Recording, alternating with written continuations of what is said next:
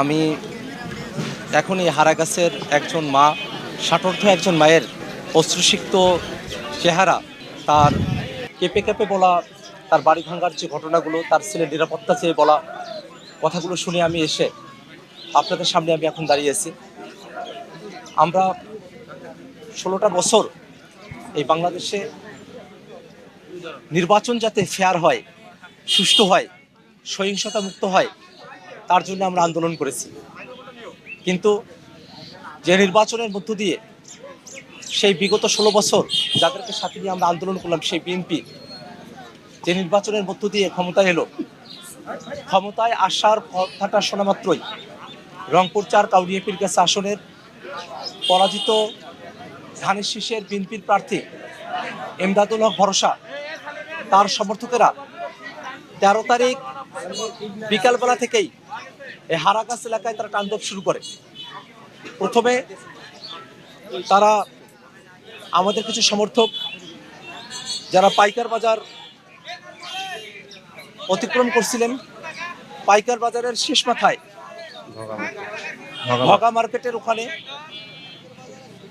আদম, মুস্তাকিম, তানজুল, সাব্বির, ভরসার পিএস সাজু, মোক্তার, এই ভরসার লোকেরা, বিএনপির কর্মীরা, তারা আমাদের নেতাকর্মীদের উপরে আক্রমণ চালায়। সেই পাইকার বাজারের ভগা মার্কেটের ওখানে আমাদের শাপলাকলির কর্মী টমাস গুরুতরভাবে আহত হয়। মনির, নাসিম, শাহজুল এবং মিয়াপাড়ার একজন ছেলে, তাদেরকে গুরুতরভাবে আহত করা হয়, তাদেরকে রক্তাক্ত করা হয়। তখন বিকেল 5টা, 5:15 মতো সময় বাজে 13 তারিখ। সেই পাইকার বাজারে ভরসার পিএস সাজুর নেতৃত্বে আদম, মুস্তাকিম, তানজুল, সাব্বির এবং মুক্তার তারাই হামলা চালায়। সে হামলার পর থেকে 5-6টি বাইক তো সেখানে ভেঙে ফেলেছে তারা।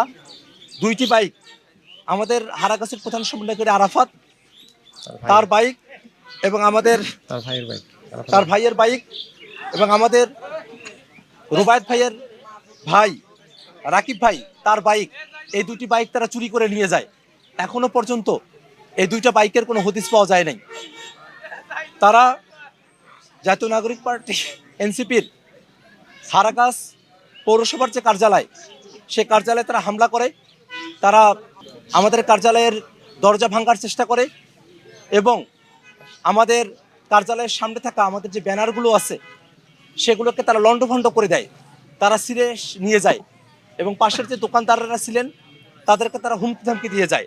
দোকান খুলতে পারেনি, তারা পরবর্তীতে 3 দিন সে দোকানপাট আর খুলতে পারেন নাই।